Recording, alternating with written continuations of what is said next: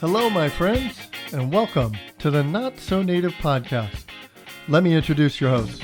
My name is Rob Lamb. And I'm Aaron Bailey.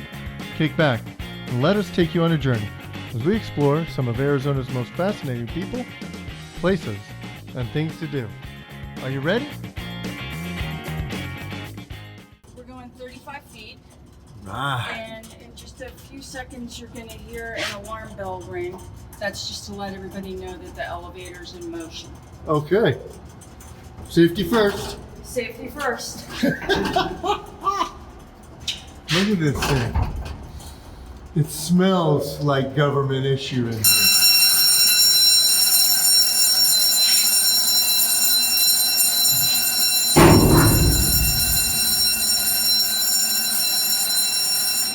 Watch your heads there. Come on out. Rob Lamb reporting as ordered. All right. Remember, don't touch anything until I tell you. Don't touch nothing. There we go. All right, so we got Wi-Fi. So that should, it just finally clicked in on my phone. So okay. All right. So the thing to remember about the Titan II is that it was not intended to be used in a preemptive strike. The mission of the Titan II, for all of the death and destruction that it could cause, was still peace through deterrence. So the job of the 390th Strategic Missile Wing, of which this site was part, was to present to the Soviet Union a credible threat, a reason to not initiate World War III against us, okay? So there are several things that makes the Titan II a credible threat. One, it's the largest warhead that the United States ever put on a ballistic missile. 9 megaton. 9 megaton. Okay.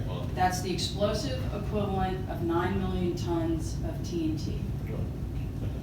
One Titan II would wipe Tucson just clean. It can destroy and irradiate an area of 900 square miles. Yeah. So we have that. We made some innovations with the Titan II. We came up with a storable propellant that we could put on board the missile and leave there all the time. All the systems that came before Titan II relied on liquid oxygen as part of the propellant, and because of you have to store liquid oxygen at like cryogenic temperatures, so you can't load it until you've got a launch order. Oh, And on your best day, that's not very fast. it's not very fast. And we also hadn't solved the problem of what to do with the acoustical energy that's generated by the stage 1 engine if you fire it from within the launch duct. So they not only had to have propellant loaded at the last second, they had to be elevated to the surface on a giant elevator and launched from the surface. Oh, So you have two separate systems that can fail and prevent you from launching at all. You have two separate systems that are delaying your ability to launch. So with the Titan II, we figured out what to do with the acoustical energy, how to channel it, how to direct it to the surface, how to suck a lot of it just out of the air in general. And we came up with the propellants that we needed to store on board the missile all the time. So what we did with the Titan II was effectively reduce our response time from 20 or 30 minutes to 58 seconds. From the time you turn the keys till the time the missile's leaving the launch duct, it's 58 seconds. Wow. So here's how it happens. The first thing is the crew has to receive I'm nervous, yeah. Would you All right. You just felt that little, Don't little touch nervous anything and, yet. you know, we've got a book and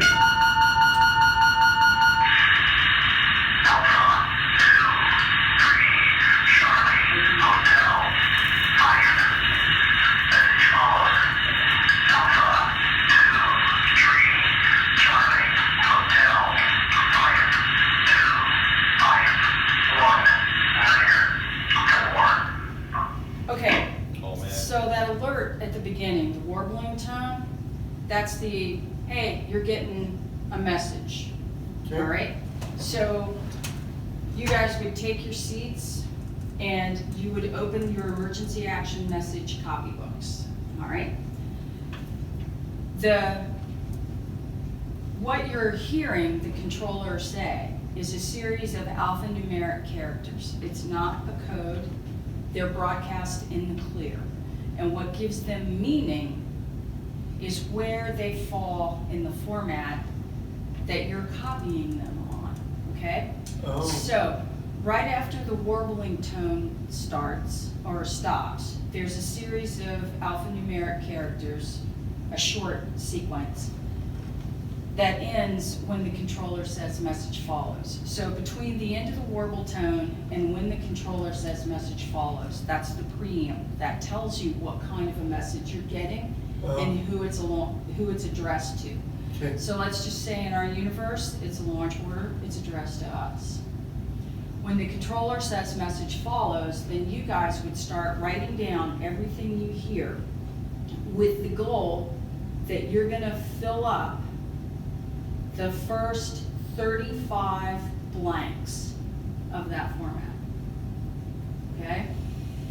And so the controller's gonna read the message twice. So the first time, you're writing down everything that you hear, and when the controller says, I say again, then you double check your work, and you make sure that you both copied the same message, that the first 35 blanks are completely filled in, and you don't have any extra little characters hanging out there without a home.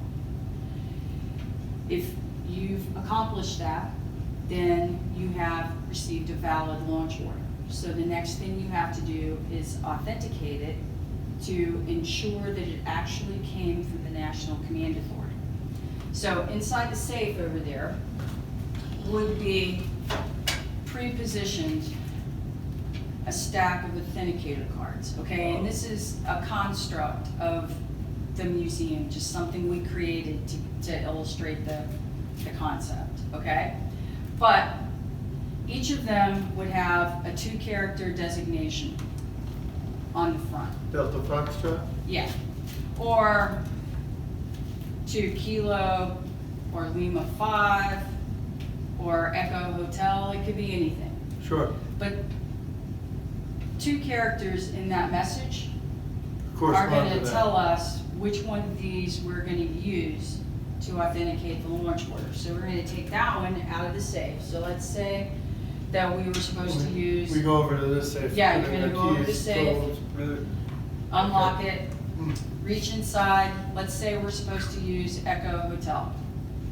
Crew commander opens up Echo Hotel, and then inside you have another series of alphanumeric characters that you're going to compare to a specific set This is my character right here. of Well, alphanumeric we have to share it. Yes. You may we be have the to commander, share it. but I have to, you're gonna need my help. That's true. This is not a one-person job. It's too far for you to stretch, Gumby. Hey, yes, you If feel we're gonna that's hit the world, good. you're going down with me. Yeah, my key is, On the my, side. my On the key's side, way over yeah. here. So you can't stretch from that key to this key, Gumby. There you Alright? go. All right, so once you've authenticated it, So I would look at there's would look 35 at it. characters here. and so- somewhere in there is a specific set of characters that you're going to use to compare to those characters. Wow. And once you know they match, you have an valid authenticated launch order. So the next thing you have to do, and I'm going to make you give this back to me because Oh, I'm I know sorry. you, Rob. You're just I'm a military brat, I Uh-huh. probably fucked it. Okay, so the next thing we have to do is we have to unlock the fail-safe device Oh, that's a big key. on the stage 1 engine. Actually, this is a cutaway, okay, of one of the pre-valves on the stage 1 engine. There are 4 propellant lines that feed the stage 1 engine. Each of them has a pre-valve on it like this. They're called butterfly valves, Sure. and you got to get them Open and close. open and close. All right, one of the pre-valves has a lock on it. It's called the butterfly valve lock. And if you don't unlock that, no propellant is going to flow to the stage 1 engine.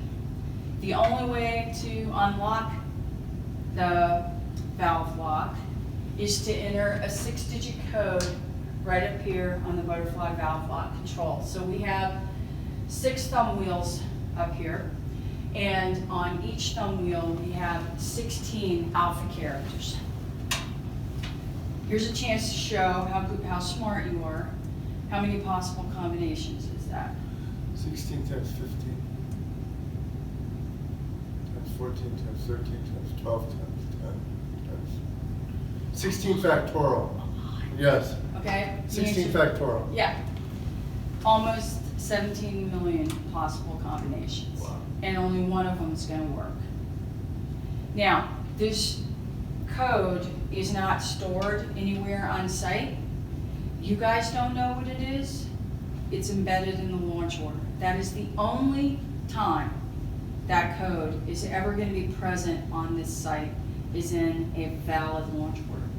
So you're going to enter the code up here. Nervous as hell. Nervous as heck. Yep. Yeah. And so the chances that somebody's going to, like, let's say if the crew is overpowered, the chances of somebody being able to guess that code, 1 in almost 17 million possible combinations. It's really remote. And you gotta be looking at this, knowing what you're looking for. Right.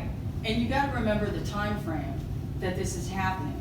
You know, the hacking technology that exists today did not exist then. You had to be standing here fiddling with the thumb wheels to try and guess the code. So the chance that somebody could overpower the crew and launch the missile is really remote. Wow. But That's the Air Force, that's a lot of forward thinking. Yes, it is a lot of forward thinking. Yeah. And there's even more forward thinking, because you only have a few tries to do it.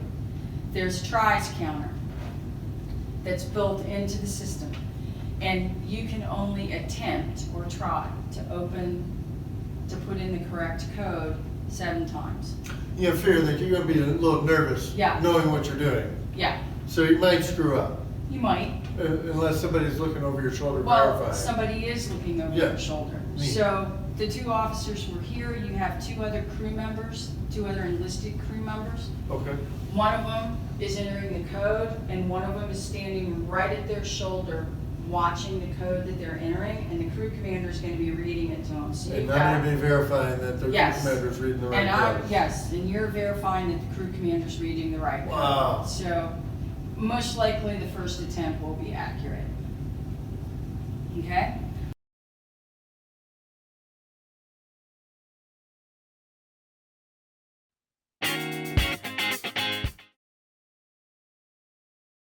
At MLR, we do a little bit of everything. We can pretty much help everybody. So we provide an array of tax services and accounting services for our clients, as well as we offer a lot of support and resources for other tax professionals, CPAs, and enrolled agents in the area. For our clients, we can provide personal tax returns, business tax returns, support in both of those areas from all of our tax professionals all year round. We're always available for a quick phone call, email. We always call back. We always answer questions. We don't charge just to talk. We're available all year round. Like I was saying, for any types of questions, you can always give us a call. At MLR, we provide full representation for our clients, our individual and our business clients. We are able to answer any letters. We are able to represent them in audits. We are able to represent them before an IRS agent. We know what the IRS is looking for and are always able to help reduce your penalties, your interest, your fees. It's part of what we do. MLR is flexible, reliable, and invested. We truly care about your personal situation, and we're always here for you.